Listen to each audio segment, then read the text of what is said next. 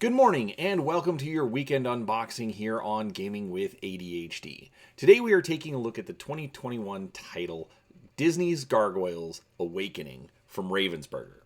This is a cooperative game for 2 to 5 players set in the world of Disney's Gargoyles. Now, I had been debating actually adding this game to our collection. I had seen it for a while now, but I was hesitant to pull the trigger. But when I did see it on sale this weekend, I decided that I was going to go ahead and grab it. Ravensburger has been putting out some really solid titles lately, and I'm usually feeling pretty safe when I pick one of them up. So, before we get started, don't forget to subscribe to the channel. I release a few videos every week about all sorts of gaming topics, from board games, card games, miniatures, role-playing games, and anything in between. Basically, if you can play it on the table, I like talking about it. So, let's get started. And, alright, so here, one of the first things you're going to notice is the box art. I really like the way that it has kind of that stone feel. That was one of the themes of the show, is that the gargoyles could only come alive at night. But when the sun came out, or when they were exposed to sunlight, they would revert to stone. And so doing that kind of stone look on the box, I think, just absolutely catches the feel to it. They've also obviously got the main characters here on the front as well. And the art just screams that 90s cartoon. So, let's open this up. Alright, we start with our rulebook, which for 12 pages isn't bad. Let's see here. Alright, so we've got our setup, basically our map of New York, components, how to play. So it looks like this is more of a dungeon crawl. I'll be honest, I didn't research this very much, as you're all probably pretty familiar with by now. And looks like, okay, so we get 4 scenarios for the game. So, looks like you've got day and night effects. That's kind of interesting. And then objectives. And then we've got instructions on how to build the buildings. So that's one thing that I did know about this, and I thought was a really cool feature, is that they're giving you these 3D buildings. And especially for a mass market game, I think that's actually pretty impressive. Alright, so here's our map, or at least most of it. And overall, it's got some really good detail. We've got the little slots to put the buildings in. So, let's see, let me get the other half of the map in here. So yeah, overall, looks like it's a standard run-of-the-mill dungeon crawl map. This is kind of interesting. I'm not quite sure what this is for, but obviously it's establishing a grid system. So we've got numbers going top to bottom, and we've got letters going left to right. So probably has something to do with the fact that it's cooperative, so you're going to need something to manage that. This, I think, is also another nice touch, is the art here. Instead of just leaving it a plain board, just solid color. One thing I would have liked to see, though, that I think they could have done, would be a different map, which would have made it a little bit more diverse in what they could do for the scenarios. So, let's see here. All right, we've got some plastic wrapping here.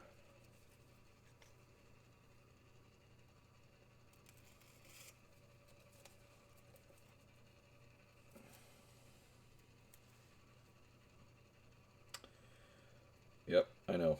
This is the exciting part. But it looks like it's only 2 sheets worth of punch outs. If I can get the dumb thing open.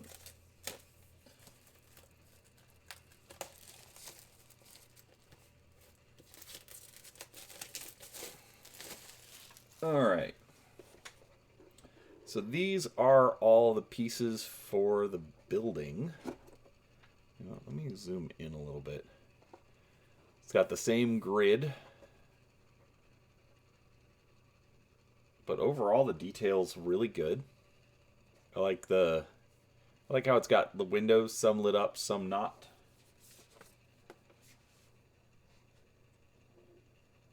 Looks like these are just instructional numbering for the components.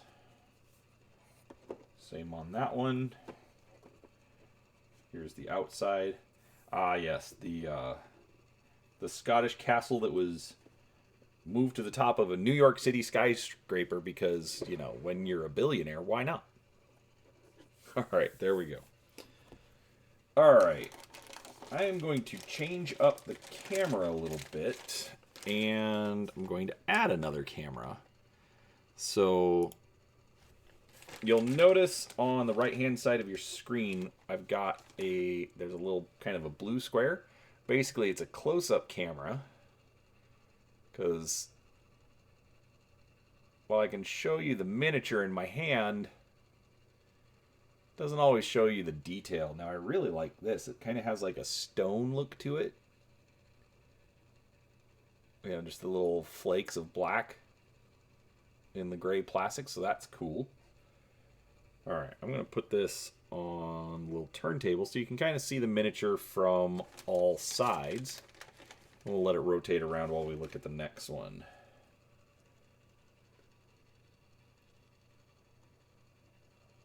Got another one. Again, they went with the black flakes. I did not notice that on, well, at least on the back of the package.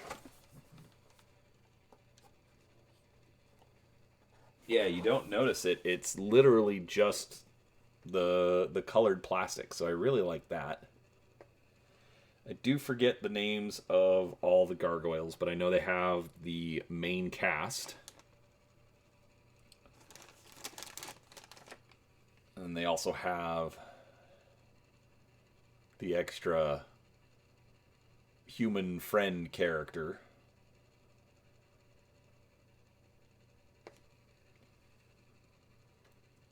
Anyways, but overall, I mean, these are good-looking miniatures. I will be honest, I was going to consider painting them, but with the stone flakes in there, I'm not sure I want to do that. This is, I know this guy. This is Goliath. He's the main guy.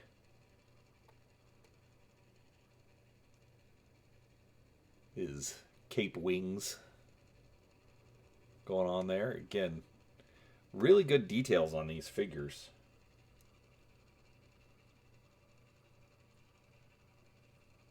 I've never actually been so conflicted as to whether I should paint the miniatures or not.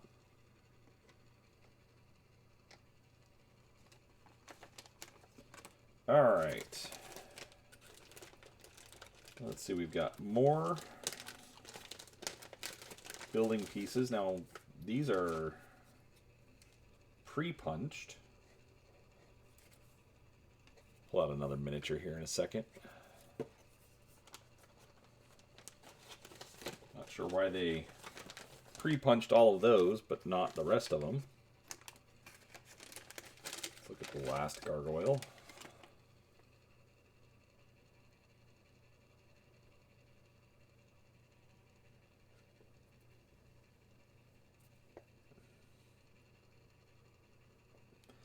Yeah, I really like these. I want to play this just to play with the miniatures. Alright, this one I think I'm going to have to do something with. I literally cannot see anything on this. Maybe I'll go with like a wash on the gargoyles and then just like paint up like some of like the details for like their clothes and then leave the rest of the skin intact. I don't know. Oh, I just can't decide. But yeah, you're gonna have a hard time seeing that one. She just gets really washed out. So it's not a bad miniature. I can see the detail if I look close, but it just does not take the camera well. So again, more building parts, more details. I like what they did there. Looks like we've got a bunch of tokens. So again, pre-punched. So these are going to be the bad guys.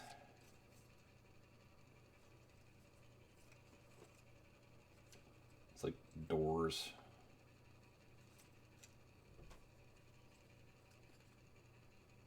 Other special icons. So, all right. That is one thing that I did notice. They give you the miniatures for the heroes, but they don't give you miniatures for the bad guys. So, a little disappointing. Maybe I can find some other miniatures to add in.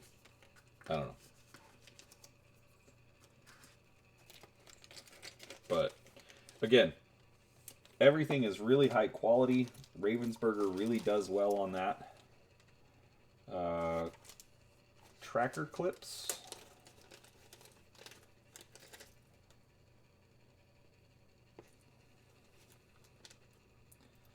I'm going to have to read through the rules, figure out what those are for. Stands for some of the bad guy standees. And the dice. So dice are all the same. Looks like you've got 2 blanks, 3 claw marks, and a lightning bolt. You get 5 of those. They are just printed, so they're not, the symbols aren't etched or cast in them. Alright, we've got 2 sets of cards. They pack quite a bit in here. Alright, flip through all the miniatures. So I'm going to switch back to the 2 camera. Alright. So, action cards for bad guys.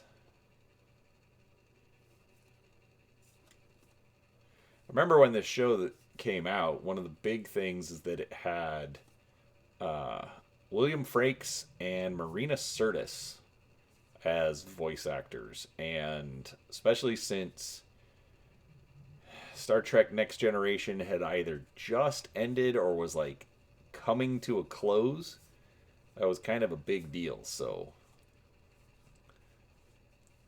first time I ever followed a celebrity into something else, at least that I remember. Anyways, really, really good art on these. Ravensburger is not skimping, and that's fantastic.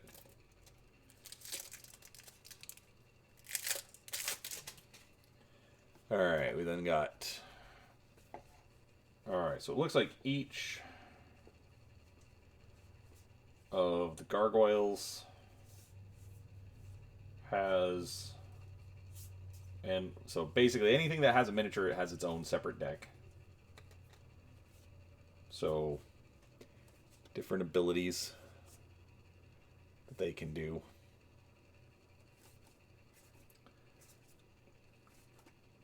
Because they are all a little different.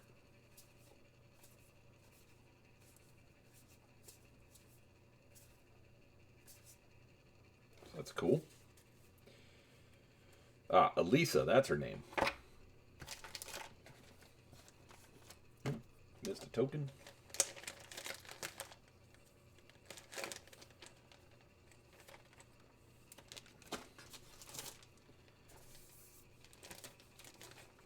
Oh, I like that. Looks like a security camera. Okay. Well, wasn't planning on this, but we're going to start here. So these are the scenarios. So you get similar to Horrified, you kind of get a little here's your scenario information. And it's got setup on the back for all the components, and then the scenario rules. So this is actually kind of cool because this is actually like perfectly set up for an expansion pack. They could easily add, just do like a small, kind of the same type of box that they have for Villainous, and just add in additional miniatures or scenarios. This is a tracker of some sort, probably tracking health for the bad guys. But add additional miniatures or just additional scenario types or cards or buildings. I mean, they could do all sorts of stuff, and I really wish they would. So just a kind of character image on the back, but then special abilities, things they do during the day. It's got Elisa, Goliath, Broadway, Brooklyn, Hudson, and Lexington. So that's it. It's not a whole lot of contents, but it actually feels like it's a lot. One thing I think is probably going to be an issue is these 3D buildings. There is not enough space in this box to assemble those and leave them assembled. And cardboard terrain has a bad tendency to not stand up to a lot of wear and tear from assembling and taking it apart. So I want to say I will come up with a solution, but I don't think I will have one. Unfortunately, that's just the way that is. But regardless, I am excited for this. I am very interested and curious as to how it's going to play. A little bit of research I did. It does get about a 6.6 on Board Game Geek. I'm not one for numerical ratings. But regardless, Ravensburger, like I said, has been putting out quality stuff. So I'm excited to try it, and I think it'll be a lot of fun. But regardless, let me know what you thought down below. Do you have this? Have you played it? Any tips, suggestions? What do I do about these buildings? I don't know. But regardless, I hope you enjoyed it. And, if you did, please don't forget to subscribe to the channel. Like I said, I cover all sorts of things, and I'd be happy for you to come along. So, again, thank you for watching, and we'll talk to you next time.